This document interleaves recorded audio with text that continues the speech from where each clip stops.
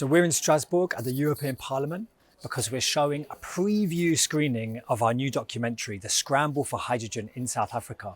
This will be the first time that the voices of impacted communities are heard in these halls of power. Not only will we have members of the European Parliament, but also the European Commission will be in attendance. So I'm really looking forward to hear their responses and holding them to account.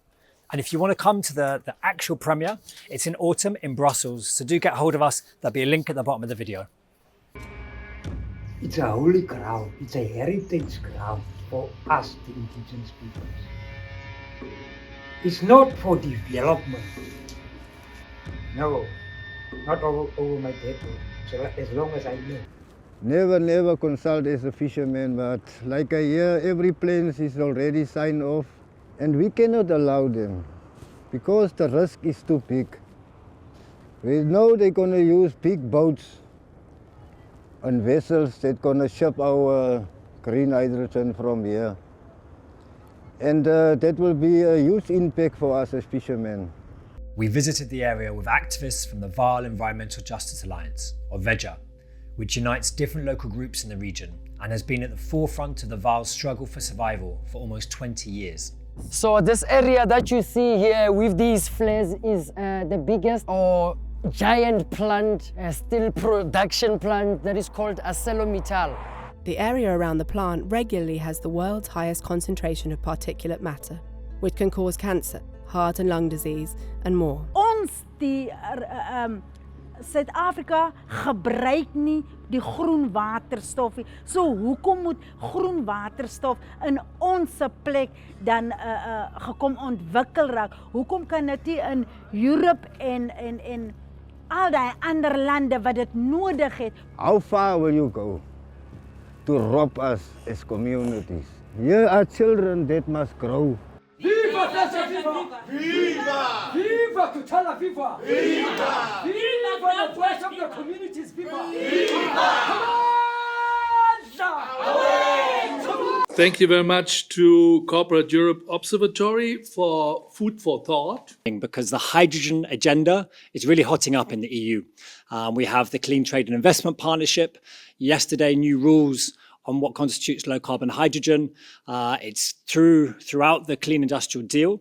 So I think it's really important that as this agenda heats up, we hear from those who are impacted by the EU's hydrogen agenda. It is my pleasure to give the floor to our first remote speaker, Ms. Yegezhny Mudli.